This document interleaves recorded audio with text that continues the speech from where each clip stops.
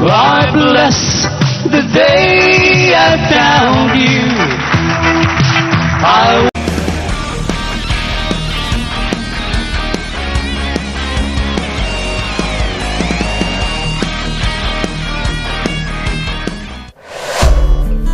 Isa ang pork chop duo sa mga naging childhood heroes nating mga batang 90s. At itinuring din sila bilang superheroes ng ating mga kababayang OFW noong dekada 80. At sino ba naman ang makakalimot at sino din ang hindi mapapahagalpak sa kanilang mga jokes? Ngunit nasaan na nga ba sila? Halika mga idol, atin silang kilalanin sa maiksing talakayan na ito. Hindi perpekto itong video, pero ito ang paraan ko na kahit papaano ay maipakilala natin sa bagong henerasyon ng kabataan ang isa sa ating mga naging childhood heroes. Kung bago ka pa lang sa aking channel, ay hinihiling kong mag-subscribe ka na. Pindutin mo na rin ang notification bell upang updated ka sa mga video na gaya nito. Let's go! Ang pork chop comedy duo ay nabuo noong late 70s na pinangunahan nila Romeo Vargas at Renato Gomez. Pero bago pa sila sumikat, si Romeo Vargas o mas kilala natin bilang Chappy ay naging miyembro muna ng Kabataang Makabayan. Siya ay lumaki sa Tondo, Manila kasama ang kanyang Bisayang ina at Bicolanong tatay. Bata pa lamang si Chappy ay likas na sa kanya ang pagpapatawa. Naging estudyante siya ng pagkaministro ng Adventista. Kasabay ang pag-aaral ay naging working student siya upang may maipangtusto sa kanyang matrikula at baon sa eskwela. Nagtrabaho din si Chappy bilang security guard. Pero sa di kalaunan ay naging singer at performer siya sa Japan kasama ang kanyang mga kapatid. At taong 1979 ay bumuo siya ng isang comedy duo na tinawag na R&R kasama ang isang dating child star na si Renato Gomez. Dito na sila nagsimulang magpasaya ng mga tao at dito na din sila unti-unting nakilala. Kaya noong 1983 bago sila mag-opening act sa isang concert ng bandang Rainmakers ay binigyan sila ng bagong pangalan at ipinakilala sila bilang pork chop duo at pinangalanan sila bilang Porky at Chappy. Dito na rin nagsimula ang kanilang maningning na karera sa larangan ng pagpapatawa at pag-awit ng mga sikat na awiting Ingles. At noong mga panahon na yon ay naging patok na patok ang kanilang mga jokes sa maraming Pilipino sa abroad. Ganon din sa ibang lahi. Ano sa Hawaiiang cesarean? Cesarean sa Hawaii, Tahitian.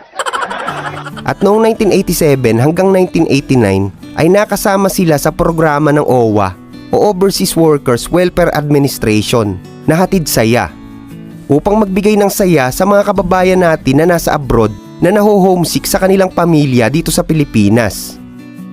Patuloy silang nagpasaya sa milyong-milyong mga Pilipino at ang kanilang pagpapatawa ay tumatak sa napakaraming tao. Dahil kahit na malaki ang iyong problema ay makakalimutan mo ito pagka bumanat na si Porky at Chappy. Good evening? Oh, kaway lang, yung good morning mo. Ping light. Kaway, wala yan, mukhang bumaliktad lang ah. Ano ba kabaliktaran ng gabi? Maga. Oh, di baliktarin mo rin. Ayon nga sa kanila, ang sekreto ng kanilang mga jokes ay base sa mga karanasan nila sa mga nadidinig sa kapaligiran. Kwento nga ni Chappy ay hindi madaling gumawa ng jokes dahil isinusulat niya sa isang papel ang ilan sa kanyang mga naririnig na kwentuhan ng mga Pilipino sa mga pampublikong lugar. Kaya inadapt nila ito at naging joke sa kanilang mga pagtatanghal. At bukod sa pagpapatawa ay hinangaan din sila sa kanilang mahusay na pagkanta. wala. Never leave me, my friend. Yes! Yes!